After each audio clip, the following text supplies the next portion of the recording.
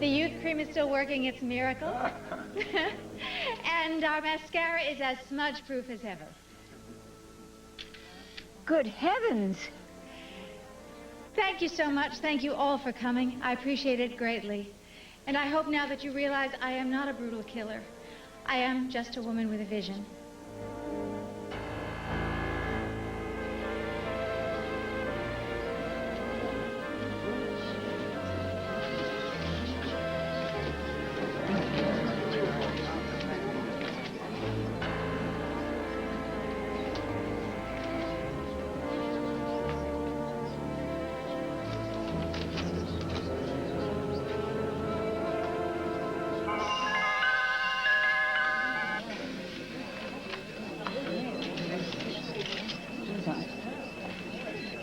Hello, Erica.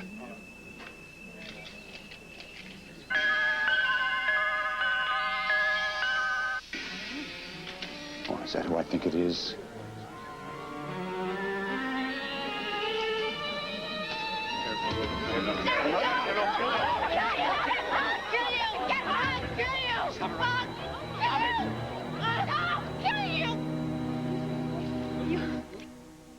Dr. Maria Santos, please. This is Dimitri Marick.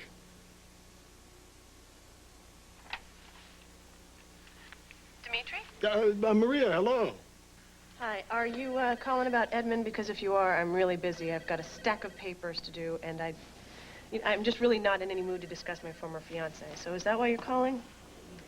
Well, if you're busy, never mind. It's probably nothing. I shouldn't let a little pain bother me.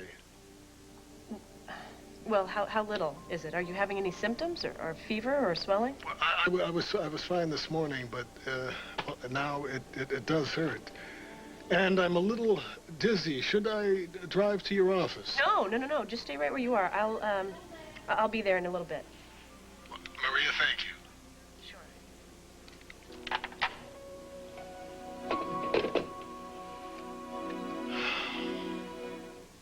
Hello, Phoebe. Good afternoon, Tad. Where's Dixie? Well, there was a general consensus that Dixie ought to adopt a low profile.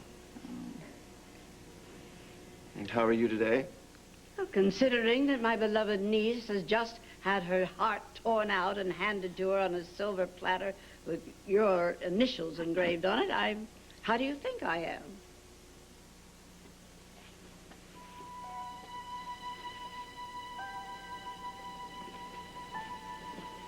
Brooke? I just want to say one thing in front of witnesses. You're not going to get away with this. Tad, this is difficult enough. Threatening my client is I'm not entirely threatening inappropriate. her. I'm just informing her of the facts. I am that baby's father. And nothing you can do or say is going to convince the judge otherwise. I wouldn't be too sure about that.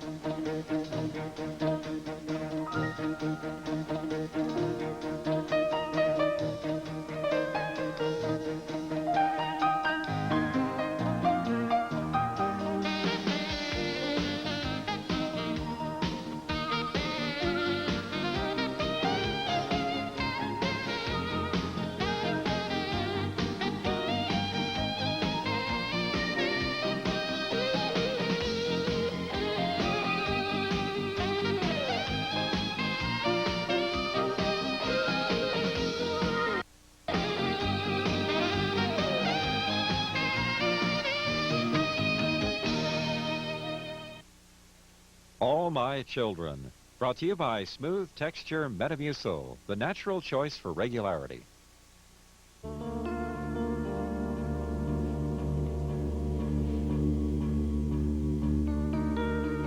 Holy Toledo, what is he doing here? None of our business, remember? Just leave him alone. Maybe we'll work something out. So now I have to make a phone call. You two ladies go on in. All right. Go in now? Come on. Fowler knows best. Brooke, there are a few things we need to go over before the hearing starts, but I need to make a quick phone call. I'll be in a couple of minutes. Brooke, any confrontation between you and Tad? I'll be fine. keep it cool. I mean it. Let me guess. Your knight in shining armor to the rescue once again. Well, I gotta say, it makes sense. After all, nobody wants to see me twisting in the wind more than he does. You don't even know what a noose feels like around your neck, do you? Brooke does. I can speak for myself. Oh, come on, Edmund, admit it. You've been dying for a chance like this for God knows how long. She trusted you. She believed in you, and you cheated on her and left her for Dixie. You might as well have left her for dead. But no acts of mercy for Tad Martin. Now you have to try to rip off her children, too. You don't think you deserve to twist in the wind? Just for your edification. Thank you. I am not trying to rip off our children. But that doesn't mean I'm going to stand here and let you waltz off with them either. Why the hell should I? Jamie's my son. He loves me. And I love him. And I'm going to love this new baby just as much. And for you to stand here in a court of law and lie and say he's the father is nothing short of pathetic. Oh, how would you know who the father is? You weren't very attentive in that area, remember? You were too busy with Dixie. You swore to me it was over with him after Willow Lake. You swore to me that you would be faithful. You lied, so why shouldn't I? Because you don't lie. But you do. You're a great liar, aren't you, Ted? Nobody lies like you do.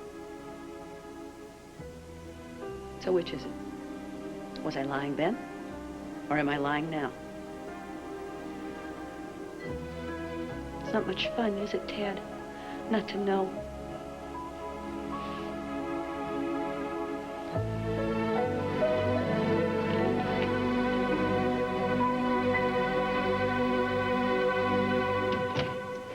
Peggy said you were in here. Why aren't you laying down?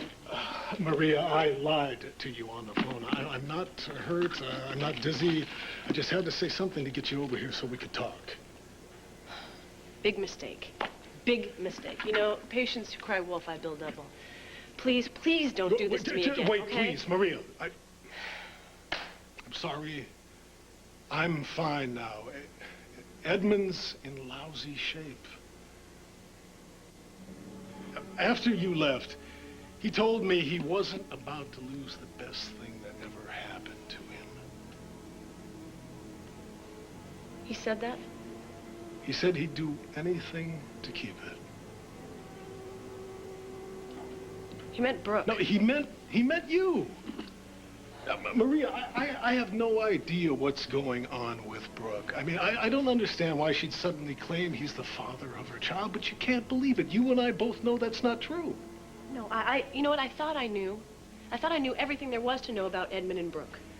And then, surprise, there was this little secret New Year's Eve party that I didn't know about. And then, just less than 3 weeks ago, this man who says that I am the best thing that ever happened to him gets down on one knee to another woman and makes a pitch for a future with her. That happened, Dimitri. So now, I don't know. I don't know what to believe. I don't understand the problem. You don't understand the problem? Oh, yeah, you know, of course. I guess I am being a little silly about this. I suppose that it really isn't such a big deal that my fiancé went and proposed to another woman while he was still engaged to me. I guess I'm just a little bit old-fashioned. You're the only woman he loves. I'm second best. No, not anymore. You're the one that he wants. That's not true. I'm the person that he's attracted to because he thinks he's going to get free medical care for the rest of his life. What I really am to him is just is just leftovers. I'm like dog food, practically. And who wants to be dog food? Not me.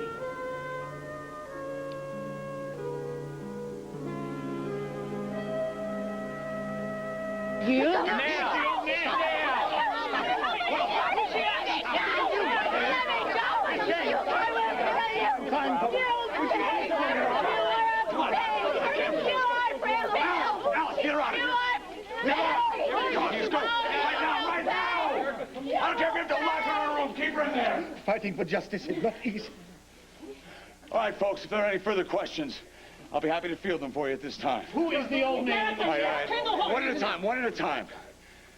The old man in the chair is Richard Fields.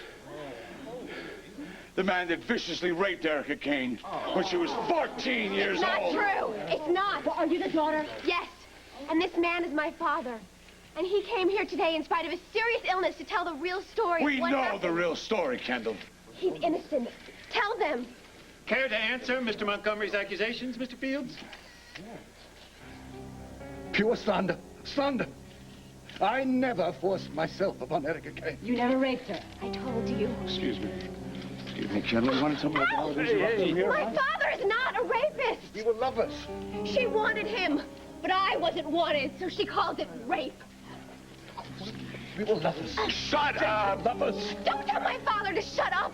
How dare you? She can't malign my reputation to gain sympathy before a trial. I won't allow it. I won't allow this father-daughter, dog and pony show to go any further without being revealed for what it really is. A sick act of revenge. Ladies and gentlemen of the press, if you'd like to know the real story, I'd be only too happy to tell you.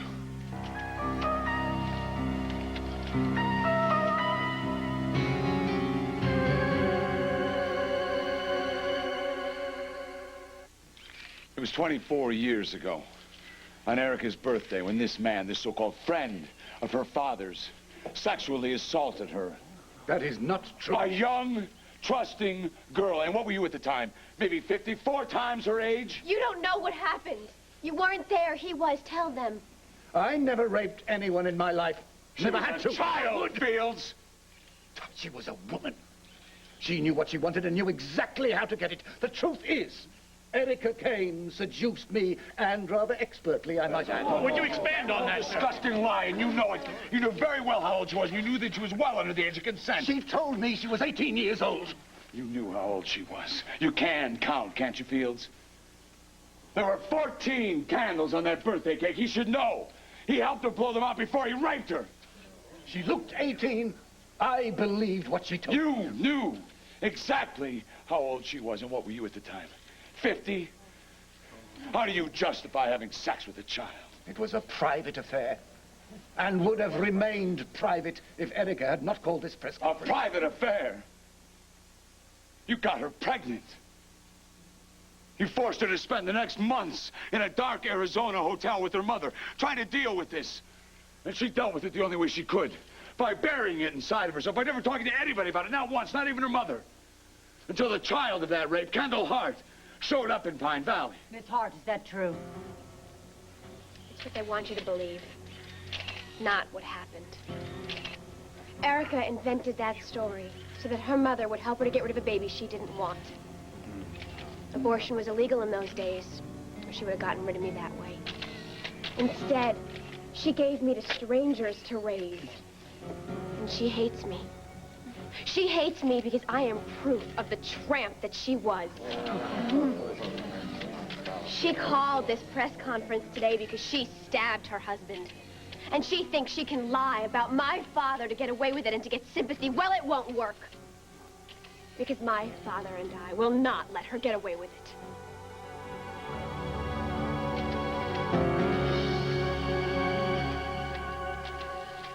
Edmund went to Brooke that night because the last thing he wants is for you to feel second best. He said he wouldn't do to you what Tad did to Brooke. So to be sure, he went to Brooke so he could break all links with the past and start fresh with you. No, nice try, Dimitri, but Edmund already admitted to me that he went to Brooke and asked her for a second chance that night. He had to close all the doors. No.